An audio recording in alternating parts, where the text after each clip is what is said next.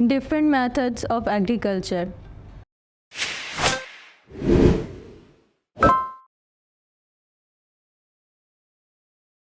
Assalamu alaikum students, I welcome you all on the platform of Digital Academic provided by Moonlight International Publishers. आज का हमारा lecture है agriculture की different methods पर, different techniques पर, क्या क्या चीज़ें, क्या क्या तरीक़ों से एग्रीकल्चर किया जाता है, ज़राअत की जाती है। कुछ तरीके जो बेसिक तसव्वुर किए जाते हैं उसके 3 मेथड्स हैं। सबसे पहले है ट्रेडिशनल और conventional methods, modern method of agriculture और फिर सस्टेनेबल एग्रीकल्चर। आज हम स्टडी करेंगे, डिस्कस करेंगे ट्रेडिशनल मेथड्स को, जो पुराने तरीके इस्तेमाल किए जाते हैं एग्रीकल्चर के, वो क्या हैं।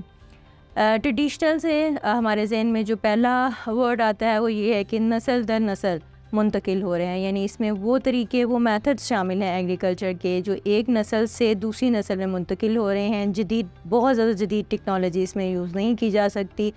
वही तरीका जो एक चल रहा है वो आगे से आगे मुंतकिल होता जा रहा है।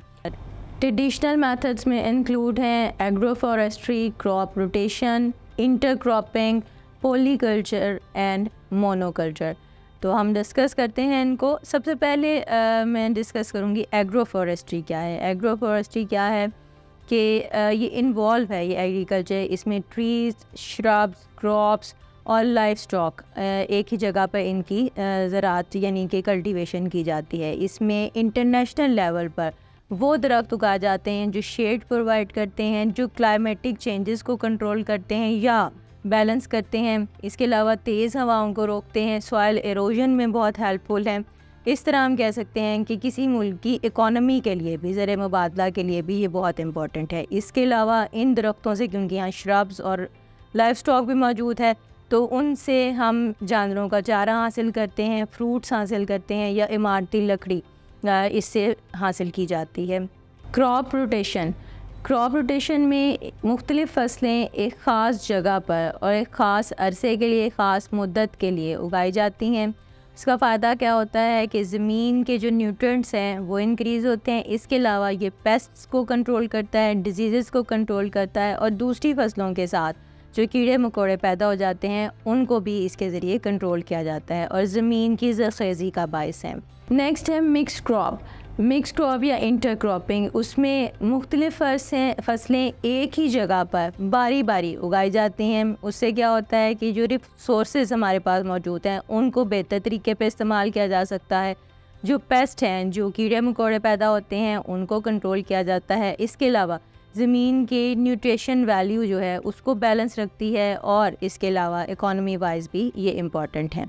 नेक्स्ट मेथड इसका है पॉलीकल्चर में क्या है कि बहुत ज़्यादा फसलें इकट्ठी एक ही जगह पर उगाई जाती हैं और इसमें किसी ख़ास मैनेजमेंट को इन्वॉल्व नहीं किया जा सकता। इस तरीके के एग्रीकल्चर में हम डिफरेंट ग्रेन्स, फल या हर्ब्स जो हैं वो इस तरीके पर उगाई जाती हैं। नेक्स्ट हम बात करते हैं मोनोकल्चर की। अगर मोनोकल्चर क्या है, मोनोकल्चर में एक ही फसल की डिफरेंट स्पीशीज़ ज़मीन के एक ख़ास हिस्से पर उगाई जाती हैं। इसमें प्रॉपर मैनेजमेंट इन्वॉल्व होती है, जदीद मशीनरी इन्वॉल्व होती है, जदीद तरीक़े काश्त के ज़राअत के इन्वॉल्व होते हैं, जदीद टेक्नोलॉजी इन्वॉल्व होती है।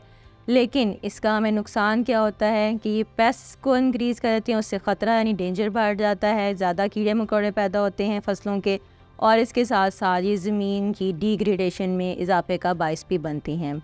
होपफुली स्टूडेंट्स आपको समझ आई होगी कि हमने क्या मेथड्स डिफरेंट पढ़े हैं एग्रीकल्चर के। इंशाल्लाह नेक्स्ट लेक्चर में नेक्स्ट इन्फॉर्मेशन के साथ। अल्लाह हाफ़िज़।